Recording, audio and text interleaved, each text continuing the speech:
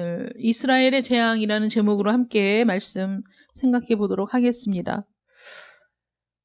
지난주 우리가 들었던 말씀처럼 이스라엘의 우상 숭배를 통해서 하나님께 범죄했을 때 하나님은 모세를 내려보내시고 또 모세가 레위인들에게 명령을 내려서 그날에 3,000명이 레위인들의 칼날에 죽는 그런 재앙의 날이 되었습니다.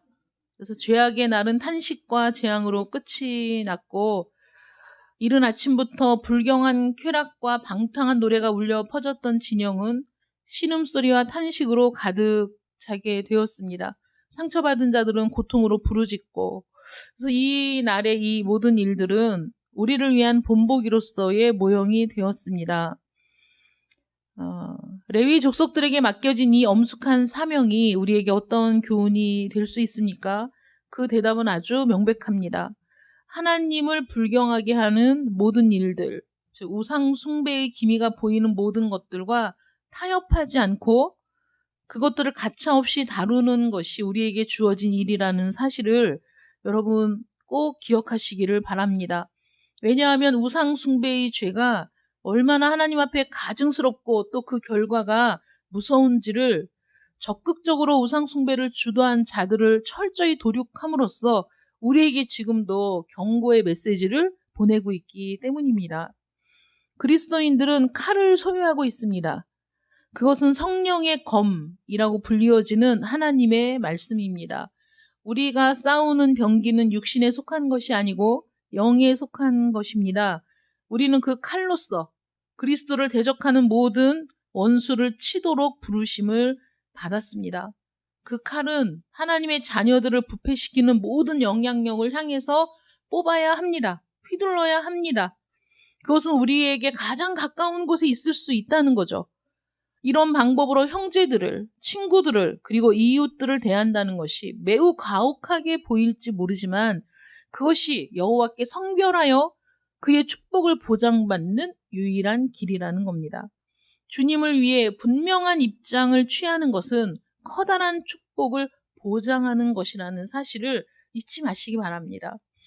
우리는 하나님의 뜻을 따라 이웃을 내 몸같이 사랑해야 하지만 그러나 그들의 죄를 묵인하고 동참하라는 뜻은 절대로 아니라는 거죠.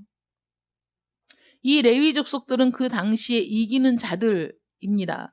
요한계시록 2장 3장을 참고해 보면 기록된 모든 축복들이 이기는 자들을 위해 주어진 것이라는 거죠. 실패한 자들, 하나님의 뜻에 따르지 않는 자들, 성령의 검을 제대로 사용하지 못하는 자들을 위해 축복이 주어진 것이 아니라 그것들을 통해 승리하는 자들을 위하여서 모든 축복들이 있었다는 겁니다. 그래서 이 레위 족속들이 그들의 충성에 대해서 어떤 보상을 받았느냐, 신명기 33장 8절에서 10절에 보면 이런 말씀이 있습니다. 레위에 대하여는 일렀으되 주의 둠밈과 우림이 주의 경건한 자에게 있도다. 주께서 그를 마사에서 시험하시고 무리바 물가에서 그와 다투셨도다. 그는 그의 부모에게 대하여 이르기를 내가 그들을 보지 못하였다 하며 그의 형제들을 인정하지 아니하며 그의 자녀를 알지 아니한 것은 주의 말씀을 준행하고 주의 언약을 지킴으로 말미암음이로다. 주의 법도를 야곱에게 주의 율법을 이스라엘에게 가르치며 주 앞에 분향하고 온전한 번제를 주의 제단 위에 드리리로다 라고 합니다. 오늘 읽은 본문의 말씀, 이 사건을 신명기에서는 이렇게 표현하고 있는 거죠. 레위인들이 그의 부모에 대해서 나는 그들을 보지 못했다. 그의 형제들을 인정하지 않고 그의 자녀를 알지 않은 것처럼 그날에 칼을 차고 우상 숭배를 주도했던 자들을 쳤던 이유는 하나님의 말씀을 준행하고 그 언약을 지키기 위한 결단이었다라고 이들을 칭찬하고 있고, 그래서 이 레위인들은 우림과 둠밈, 즉 가르치는 은사와 하나님 앞에 가까이 나아가서 번제를 드릴 수 있는 자들로 구별되었다라고 성경은 기록하고 있습니다.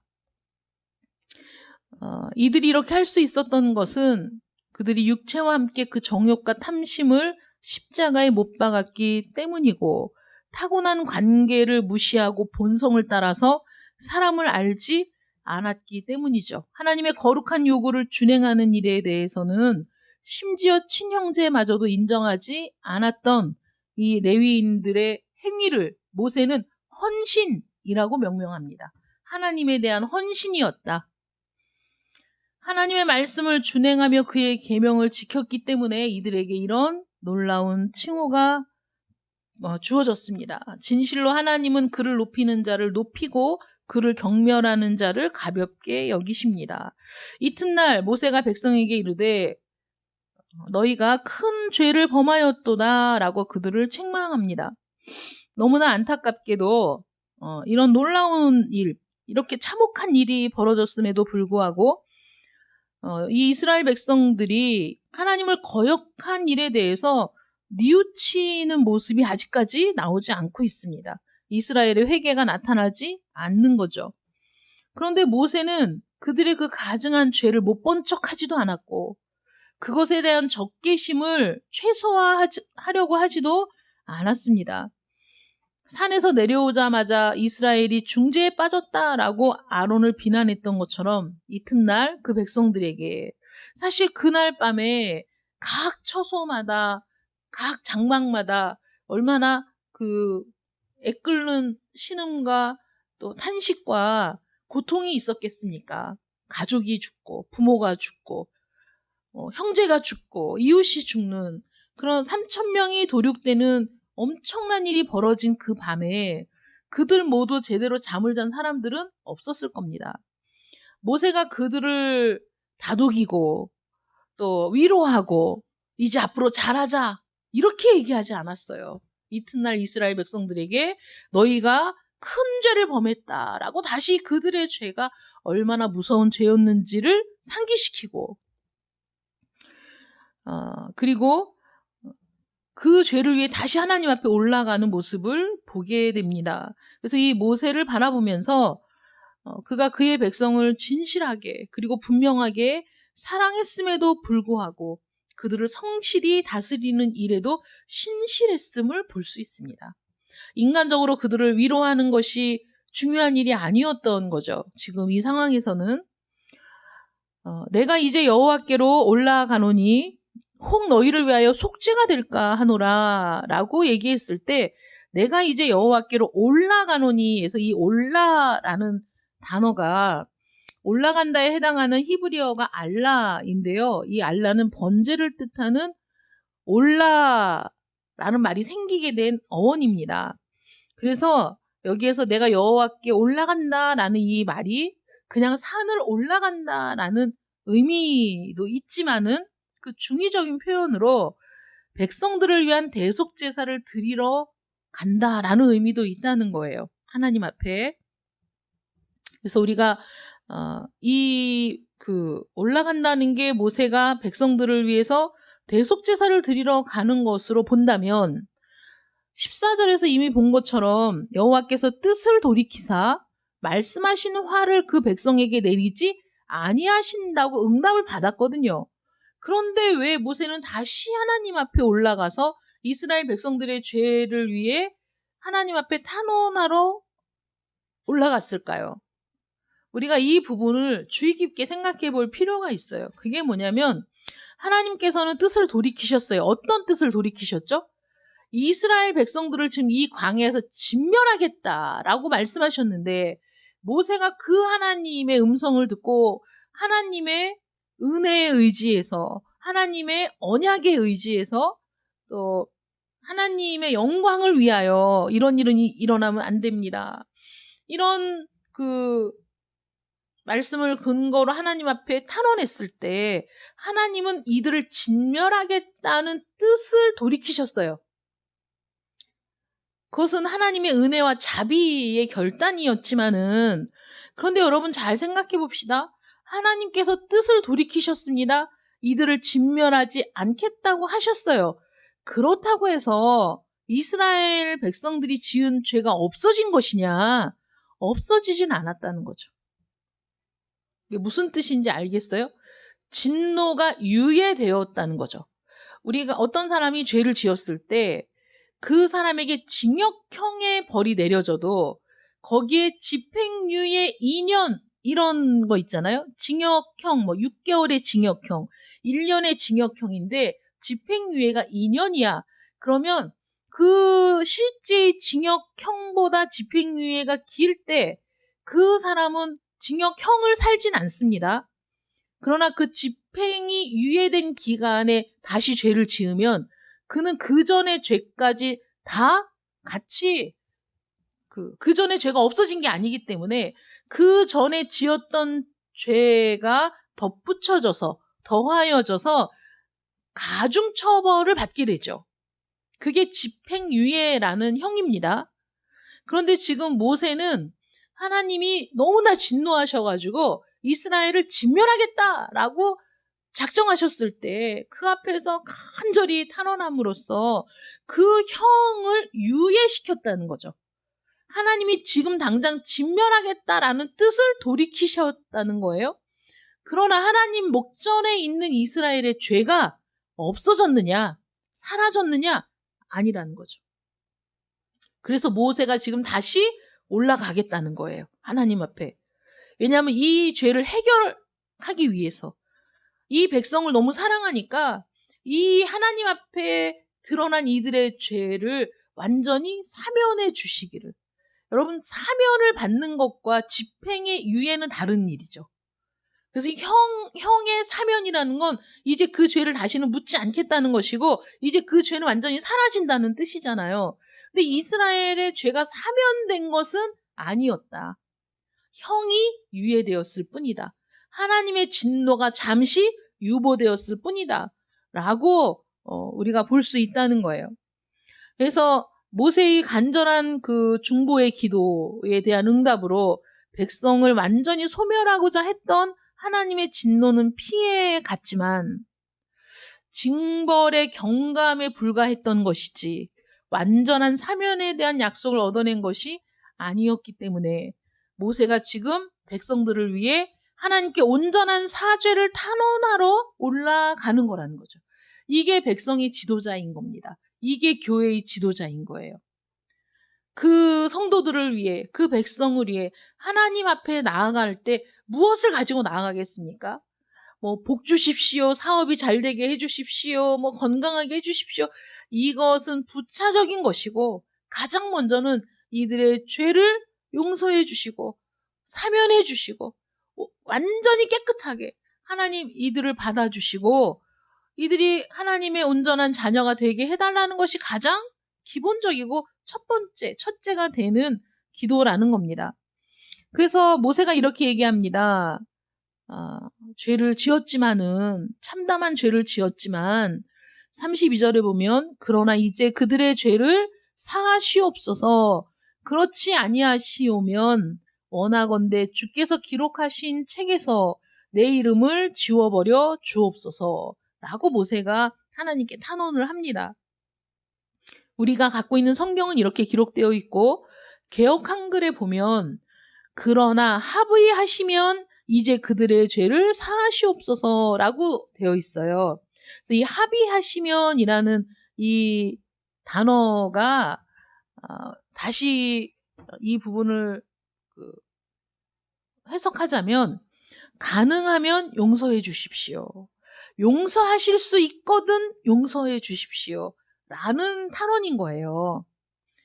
예수님께서 하나님께 그 마지막 밤에 기도하실 때 할 수 있거든 이 잔을 내게로 돌리지 마시고 피할 수 있게 해달라. 하나님 할 수 있거든 이라고 간절히 땀방울이 핏방울이 되도록 기도했던 그 기도를 기억해 보시면 이 잔을 지나가게 할 수 있는 것도 하나님의 능력이고 이 백성들의 죄를 완전히 깨끗하게 용서해 주실 수 있는 분도 하나님이시라는 거죠. 하나님만이 능히 죄를 사해 주실 수 있는 권능자이십니다. 라는 고백이고 그리고 죄를 사해주고 사해주지 않고는 전적으로 하나님 자신의 뜻에 달려 있습니다. 그러니까 이 백성의 생사여탈의 권한을 누가 갖고 있느냐? 하나님이 갖고 있습니다. 이들의 죄를 용서해 주실 수 있는 분도 하나님이십니다. 그런데 하나님께서는 분명히 우리에게 누구든지 회개하면 용서해 주시겠다고 약속을 하고 계시지 않습니까? 우리는 그 약속을 의지해서 하나님 앞에 죄 용서를 구할 수 있는 거예요. 다시 말하자면 하나님이 우리를 용서해주고 안 해주고가 어디에 달려있다는 거예요? 우리가 전심으로 회개를 하느냐 하지 않느냐에 달려있다는 거죠. 왜냐하면 우리를 용서하실 근거는 이미 다 마련해 두셨어요. 하나님께서. 특히나 지금 우리는 예수 그리스도께서 우리의 죄를 대신해서 죽으셨다는 놀라운 은총 위에 있기 때문에 우리가 그 은혜를 의지하고 우리의 죄를 고백하면 하나님은 우리를 흰 눈과 같이 양털과 같이 깨끗하게 해주겠다고 분명히 약속하셨거든요. 그런데 지금 이스라엘 백성들이 그렇게 전적인 회심, 전적인 회개, 하나님 앞에 완전한 굴복이 이루어지지 않고 있다는 것을 우리가 볼 수 있는 겁니다.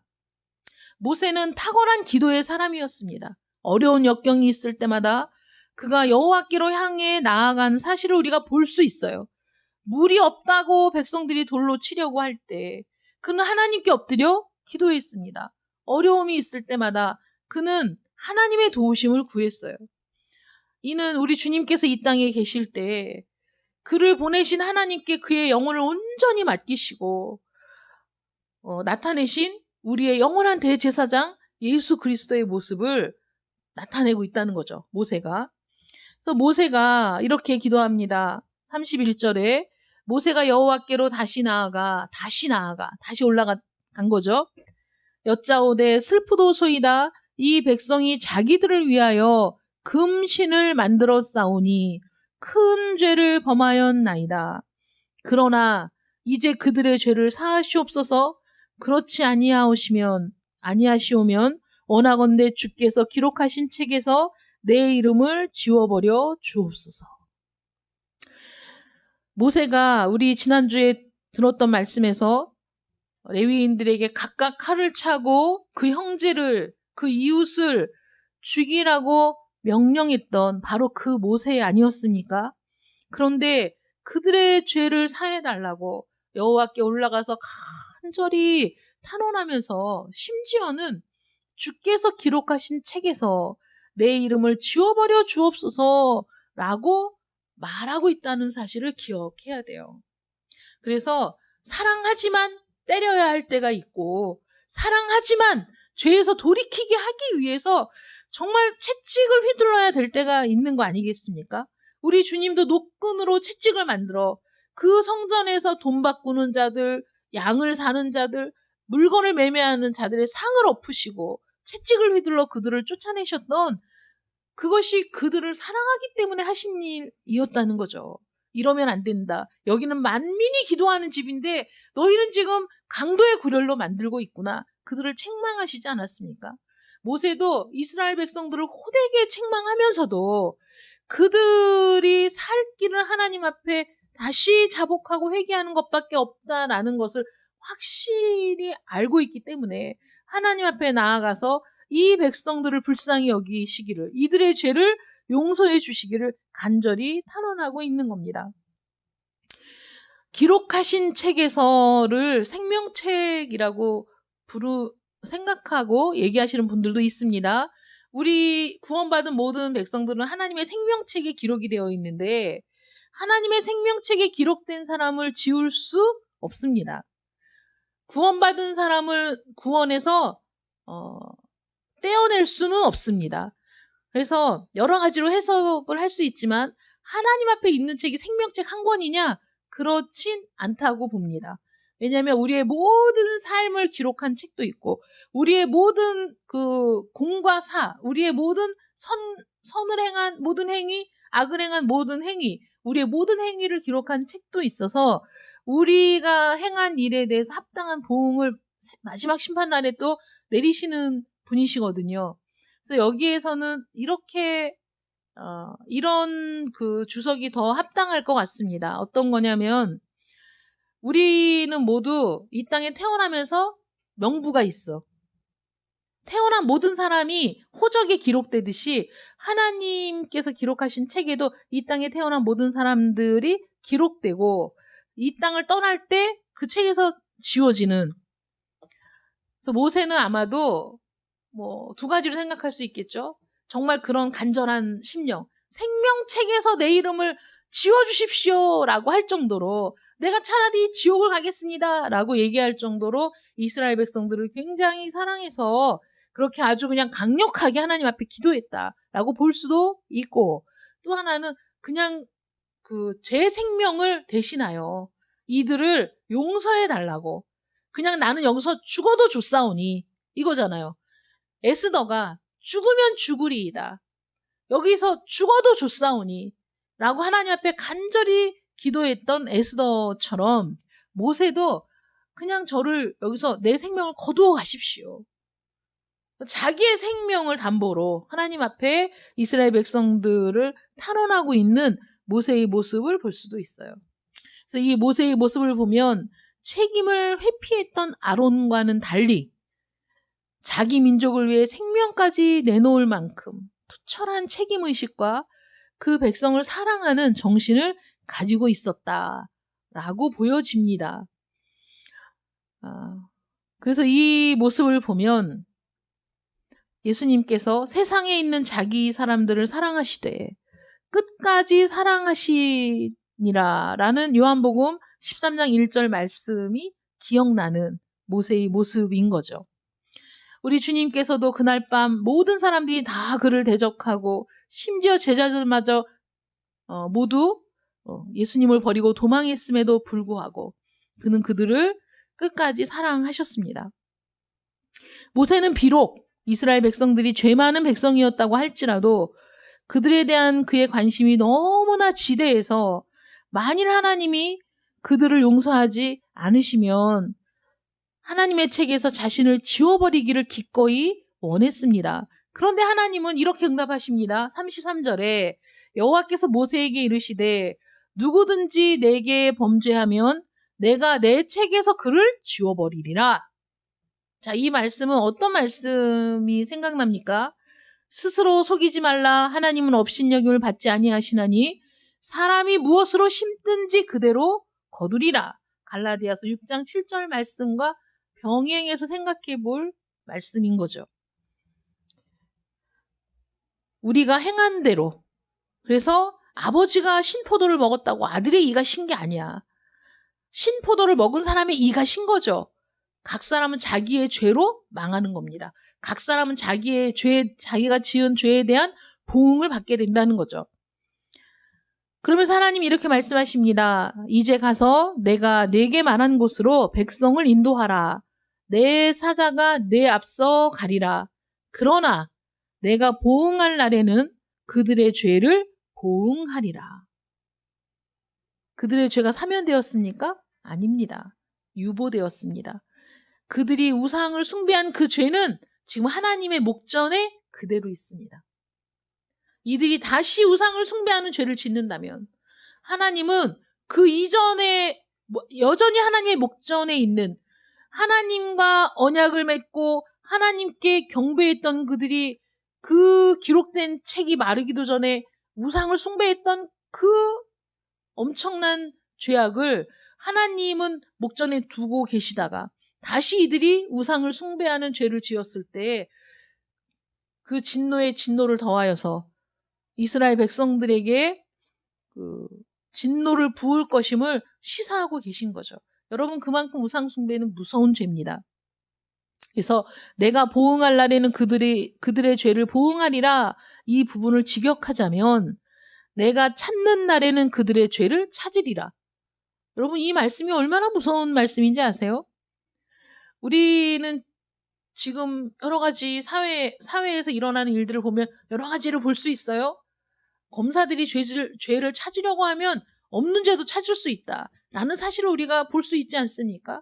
그런데 하나님이 찾으려고 한다면, 하나님이 찾고자 하는 날에는 우리에게 있는 어떠한 죄도 숨길 수가 없을 거라는 거죠. 하나님께서 우리의 죄를 찾는 날에는 찾으실 겁니다.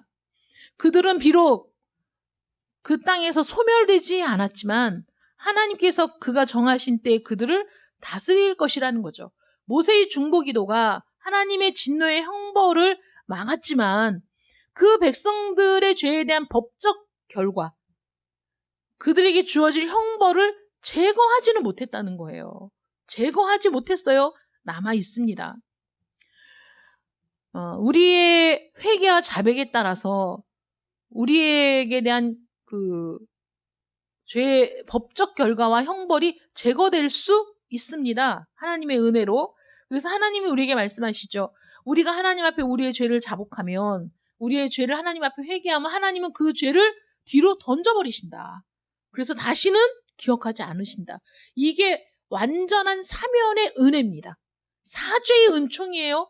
그런데 이 사죄의 은총을 받기 위해서 어떻게 해야 된다고요? 진실한 마음으로 회개해야 된다고요. 돌이켜야 된다고요. 하나님 앞에 용서를 구해야 된다 말입니다. 그렇게 하지 않으면 완전한 사면이 이루어질 수 없다는 것이죠. 모세가 아무리 중보의 기도를 드려도 안 되는 거예요. 이스라엘 백성들은 참된 회개 속으로 들어가야 합니다. 그들의 이웃이, 그들의 가족이, 그들의 부모가, 형제가 레위인의 칼날에 도륙된 그 고통을 안고 하나님 앞에 나아가 우리의 죄가 얼마나 엄청난 죄인지, 우리가 지금 얼마나 용서받지 못할 죄를 지었는지에 대해서 자신의 가슴을 치며 하나님 앞에 자신들의 죄를 고백해야 된다는 거죠. 그래야 그들에 대한 완전한 사면이 이루어지는데 지금 그것이 이루어지지 않았다는 거예요. 그래서 하나님 말씀하시잖아요. 내가 인도하라는 거죠. 내가. 그전에는 어떻게 했습니까? 내가 구원해낸 나의 백성, 내가 인도하겠다라고 말씀하셨는데 이제는 아닌 거예요. 내가 인도해라. 네가 앞서가라. 내가 아브라함과 이삭과 야곱에게 언약한 것을 기억하니 내가 이들을 약속의 땅으로 인도는 하겠다. 그리고 내 천사들을, 내 사자들을 앞서 보내서 이들이 무사히 그 땅에 들어갈 수 있도록 해주겠다. 이건 하나님의 미쁘심, 하나님의 그 신뢰할 만한, 우리가 하나님을 신뢰할 수 있는 그 미쁘심에 의하여 약속을 지키시는 그 하나님의 은혜에 의하여 이스라엘 백성들을 가나안 땅으로 인도하시겠지만은, 그러나 정작 중요한 게 뭡니까? 나는 함께 가지 않겠다. 이스라엘의 진정한 재앙이 무엇인지 아세요? 내가 함께 하지 않겠다라는 하나님의 선언인 겁니다. 내가 함께 하지 않겠다. 나는 함께 올라가지 않겠다. 그냥 너희들끼리 올라가라. 이게 가장 무서운 심판이고 가장 무서운 재앙이라는 거예요. 지금 공의의 심판은 유보되었고 하나님은 오래 참고 계시지만 인류 최후의 날에 우리의 죄를 계산하는 그날이 오면 그 죄를 갚으시고 진노의 심판을 내리실 때 우리는 피할 길이 없을 겁니다. 하나님이 오래 참으신다고 불평하지 마십시오. 왜 빨리 신속한 공의가 선포되지 않고 이루어지지 않는가에 대해서 여러분 답답해하지 마세요. 하나님이 급하십니까? 여러분이 급하십니까?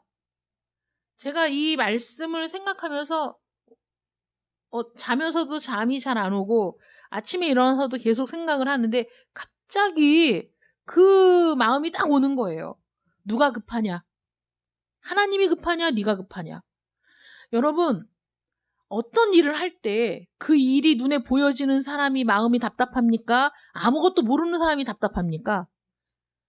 보여지는 사람이 답답하지 아무것도 모르는 사람이 뭐가 답답해? 안 보이는데. 하나님이 왜 급하고 답답하십니까? 하나님이 작정한 진노의 날에, 인류 최후의 날에, 심판의 날에 아무것도 모르는 사람들은 자기 죄로 다 망하고 죽게 생긴 걸 하나님이 아시기 때문에, 그래서 하나님이 먼저 준비하셨고 하나님이 먼저 사랑하셨고 하나님이 먼저 우리를 불러주셨으니 우리가 지금 이 자리에 있는 거지. 여러분이 무슨 능력으로 하나님을 알며 무슨 능력으로 하나님의 뜻을 깨닫게 되며 무슨 능력으로 여러분 앞에 놓여있는 여러분들의 미래를 알 수 있느냐 이거예요. 모르는데 뭐가 급합니까? 모르는데 뭐가 답답합니까? 하나님은 아시니까 답답하고 아시니까 지금 급하죠. 하나님이 여러분들을 위한 구원의 계획을 이미 몇 천 년 전에, 아니 아담과 하와를 창조하기 이전부터 하나님이 이 모든 일을 다 아시고 그 구원의 계획을 미리 세우시고, 하나님은 그래서 그 구원의 계획을 이스라엘 백성들을 출애굽시키면서 광야에서 이들을 훈련시키시고 이들에게 율법을 주시면서 예수 그리스도를 드러낼 수 있는 모형을 끊임없이 세우는 거죠. 모세를 세우고 다윗을 세우면서 우리에게 그림책을 보여주듯이 보여주시고 말씀하시고, 그래서 우리를 영원히 구원할 자 예수 그리스도를 알 수 있게 해주신 분이 누구십니까? 하나님이시죠. 그렇게 하지 않으셨으면 우리가 어떻게 우리의 구원자를 알 수 있습니까? 우리에게 구원자가 필요하다는 사실을 우리가 어떻게 알 수 있습니까? 여러분, 알 수 있습니까?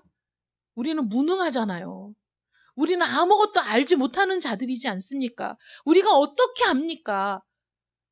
우리는 구원자가 필요하다는 사실도 전혀 깨닫지 못하고 죄악 가운데 멸망할 그런 사람들이었습니다.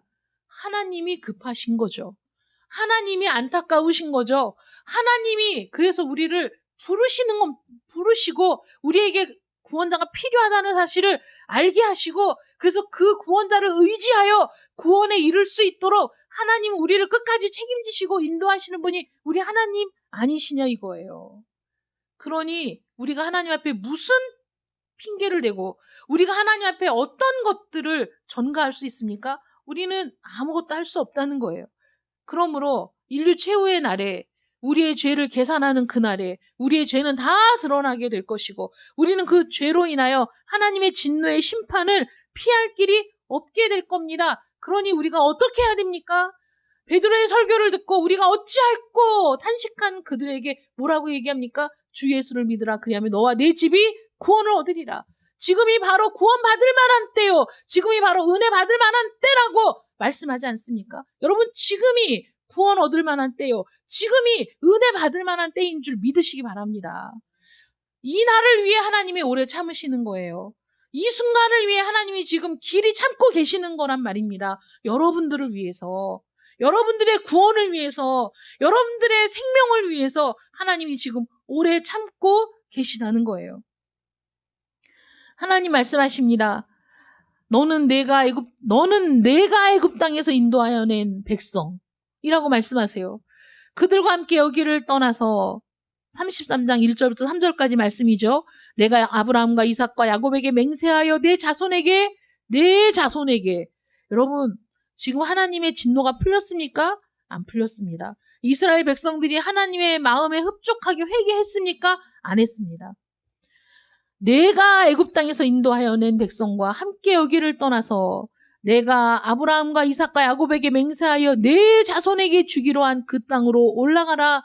내가 사자를 너보다 앞서 보내어 가나안 사람과 아모리 사람과 헷 사람과 브리스 사람과 히윗 사람과 여부스 사람을 쫓아내고 너희를 적과 꿀이 흐르는 땅에 이르게 하려니와 나는 너희와 함께 올라가지 아니하리니 너희는 목이 곧은 백성인즉 내가 길에서 너희를 진멸할까 염려함이니라. 이 말씀에서도 여러분, 하나님의 구구절절한 사랑이 느껴지지 않습니까? 지금 이렇게 진노하셨어요. 그래서 모세에게 내 백성이라고 지금 말씀을 하시면서도 내가 너희와 함께 올라가지 않겠다. 왜 그러신다는 거예요? 너희는 목이 곧은 백성이기 때문에, 너희는 회개하지 않는 백성이기 때문에, 너희는 마음의 강팍함을 풀지 않고 나에게 굴복하지 않는 백성이기 때문에 혹시라도 나의 이 거룩함이, 나의 이 공의가 너희를 진멸할까 염려하신대잖아요. 이 백성을 진멸할까봐 염려하신대잖아요. 이 얼마나 놀라운 사랑입니까? 이 얼마나 놀라운 은혜입니까? 우리가 감당할 수 없는 은혜를 받아요. 우리가 정말 감당할 수 없는 사랑을 입어요. 하나님의 은혜와 사랑은 이런 겁니다. 모세는 그의 간구로서 백성들의 긴급한 안전을 보장받았습니다. 또 천사들에 의한 인도와 보호도 약속받았습니다.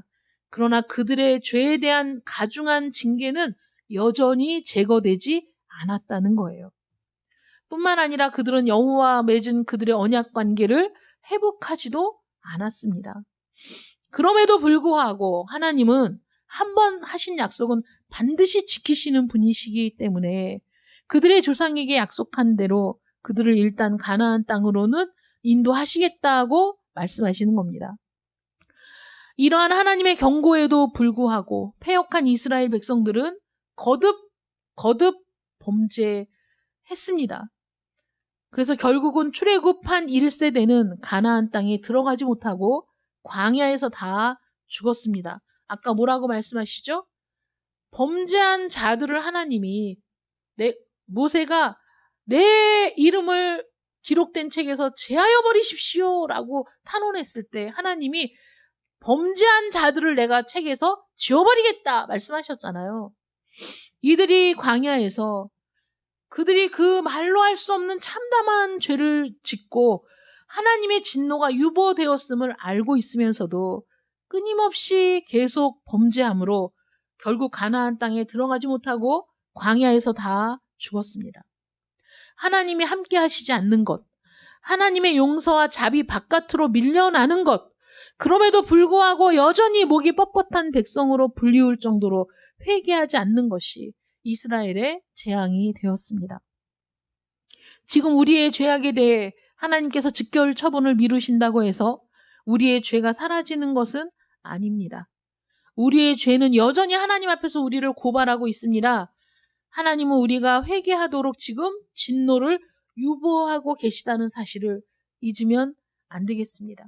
우리를 용서하실 수 있는 전능하신 하나님 앞에 우리의 죄책까지도 완전히 제거할 수 있는 하나님 앞에 여러분들의 마음을 굴복시켜 회개하는 여러분들 되시기를 축원합니다. 그래서 하나님의 참된 용서와 사면이 여러분들에게 주어지고 여러분들의 심령이 평강으로 가득 차기를 축원합니다. 기도하겠습니다. 살아계신 아버지 하나님, 우리의 죄악이 우리 앞에 있으며 하나님 앞에 있습니다. 누가 우리의 죄를 완전히 깨끗하게 용서할 수 있습니까? 제거할 수 있습니까? 이 세상 그 누구도 다른 사람의 죄를 짊어질 수도 없고 다른 사람의 죄를 깨끗하게 할 수도 없습니다. 우리의 모습을 제대로 알지 못하고 깨닫지 못하여 여전히 하나님 앞에 목이 곧은 백성으로 살아가는 저희들을 용서하여 주시옵시고, 하나님, 우리의 실상을 깨달아 하나님 앞에 굴복하고 우리의 죄악을 고백하며 하나님의 용서를 구하는 저희들이 되게 하여 주시옵소서. 지금도 오래 참으시는 하나님의 은혜를 기억하고 찬양하며 그 하나님 앞에 우리의 모든 죄악이 온전히 깨끗하게 되어 하나님의 백성으로 부끄럽지 않은 자들 될 수 있도록 도와주시고, 보라 지금이 구원받을 만한 때요 은혜 받을 만한 날이라고 선포하신 하나님의 말씀이 오늘 우리에게 임하기를 간절히 원합니다. 보라 지금은 구원 얻을 때입니다. 지금은 은혜를 받을 날입니다. 우리 모든 성도들에게 구원이 허락되고 은혜가 선포되는 복된 날 되게 하여 주시옵소서. 예수님의 이름으로 기도드립니다. 아멘.